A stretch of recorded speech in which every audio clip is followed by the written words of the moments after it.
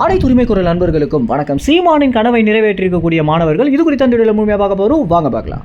நாம் தமிழ் கட்சி ஆரம்பித்த காலத்திலிருந்தே இந்த பூரண மதுவிலக்கு அமல்படுத்தி ஆகணும் அப்படின்னு நாம் தமிழ் கட்சியுடைய தலைமை ஒருங்கிணைப்பாளர் சீமான் அவர்கள் எவ்வளவு போராட்டங்களை முன்னெடுத்திருக்காரு அப்படின்னு நம்ம எல்லோருக்குமே தெரிஞ்சிருக்கும். கட்சி ஆரம்பிச்சதிலிருந்து அதிகமாக எடுத்த ஒரு போராட்டங்கள் அப்படின்னா குடிவாரி கணக்கெடுப்பு மற்றும் பூரண மதுவிலக்கு, இந்த விஷயங்களுக்காக தான் நாம் தமிழ் கட்சி அதிக அளவில் போராடி இருக்காங்க.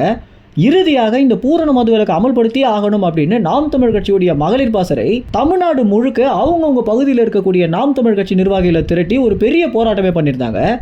இந்த ஒரு போராட்டம் பார்த்தீங்கன்னா ஒன்றியம் வரைக்குமே பெரிதளவில் ரீச் ஆகி இந்த போராட்டத்தை அடக்கியே ஆகணும் அப்படின்னு ஒவ்வொரு பகுதிகளிலும் எந்த தலைமையில் இந்த போராட்டம் நடந்துச்சோ அவங்க அனைவருமே பார்த்தீங்கன்னா கைது பண்ணியிருந்தாங்க காவலர்கள்.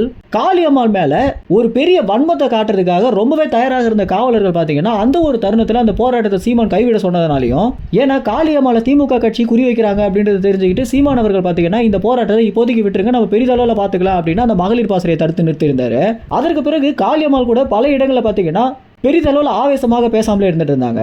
இந்த அளவுக்கு இந்த பூரண மதுவிலக்கு தமிழ்நாட்டில் அமல்படுத்தணும் அப்படின்னு நாம் தமிழ் கட்சி போராடிட்டு இருக்கும்போது சீமானுக்கும் நாம் தமிழ் கட்சியுடைய நிர்வாகிகளுக்கும் வலு சேர்க்கும் விதமாக தமிழ்நாடு முழுக்க இருக்கக்கூடிய அரசு பள்ளி மாணவர்கள் இந்த போராட்டத்தை தற்போது கையில் எடுத்திருக்காங்க. இதற்கு முதல் முக்கிய காரணமே அந்தந்த பள்ளிகளில் இருக்கக்கூடிய தலைமை ஆசிரியர்கள் நாம் தமிழ் கட்சிக்கு ஆதரவானவங்க அப்படின்ற காரணத்தினாலையும், முக்கியமாக இந்த போராட்டத்தை முன்னெடுத்திருக்கக்கூடிய ஒரு குறிப்பிட்ட பள்ளியின் தலைமை ஆசிரியர் அந்த பள்ளிக்கு எதிர்க்கவே டாஸ்மாக் கடை இருக்கிறதுனால மாணவர்கள் ரொம்ப சிரமப்படுறாங்க அப்படின்றதுனால தான் இந்த ஒரு அவர் முன்னெடுத்திருந்தார். அதன் பேர்ல நிறைய பள்ளிகள் பாத்தீங்கன்னா இந்த போராட்டத்தை கையில் எடுக்க ஆரம்பிச்சிருக்காங்க.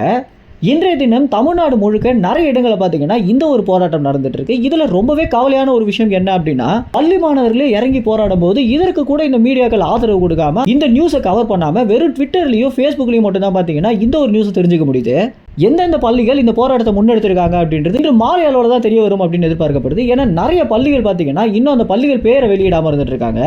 இந்த நியூஸை அந்த பள்ளி நிர்வாகமே பார்த்தீங்கன்னா ட்விட்டரில் போட்டுட்டு வந்துட்டு இருக்கிறதுனால முழு தகவலும் அவங்களால இன்னும் பகிர முடியாமல் இருந்துட்டு இருக்கு.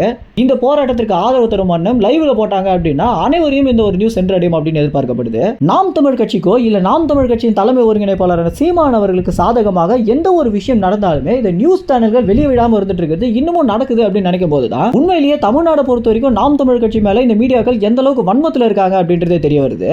மேலும் இந்த மாணவர்கள் இருக்கக்கூடிய போராட்டம் அப்படின்றது வெற்றி அடையதோ இல்லையோ இந்த போராட்டம் அனைவரையும் சென்றடையணும் அப்படின்றத மாணவர்களும் பள்ளி நிர்வாகமும் சேர்ந்து நடத்தக்கூடிய இந்த போராட்டம் வெற்றி அடையதோ இல்லையோ ஆனா அனைத்து மக்களுக்கும் தெரிய வரணும் அப்படின்னு தான் பள்ளி நிர்வாகமும் மாணவர்களும் பார்த்தீங்கன்னா அதிக அளவில் எதிர்பார்க்கிறாங்க.